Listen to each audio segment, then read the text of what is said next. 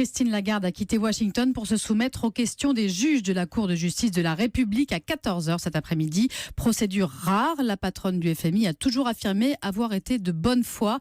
La particularité de cette Cour, c'est qu'elle ne juge que des membres ou ex-membres du gouvernement.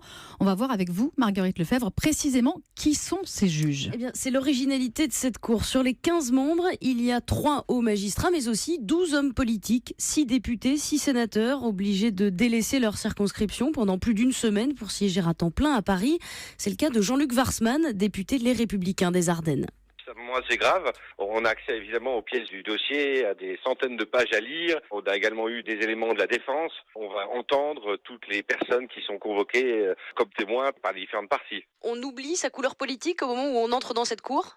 Ah oui, complètement. Quand vous auditionnez beaucoup de personnes, au fur et à mesure, vous mûrissez et vous faites votre avis. Ces juges qui n'ont pas l'habitude de l'être sont élus par leurs assemblées respectives. La Cour reflète donc la couleur politique du Parlement. Et cette Cour de justice de la République, elle est aujourd'hui décriée, Marguerite. Oui, François Hollande voulait même la supprimer. Dans le cas précis du procès Lagarde, la Cour va statuer en parallèle d'une procédure de justice à 100% judiciaire, celle-là qui est toujours en cours sur l'arbitrage tapis. Ça pose certaines questions.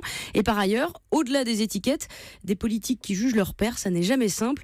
Depuis 1993, 6 ministres ont été jugés par cette Cour, 3 ont été condamnés, les 3 autres relaxés. Merci Marguerite Lefebvre, et on rappelle que Christine Lagarde encourt jusqu'à 1 an d'emprisonnement et 15 000 € d'amende.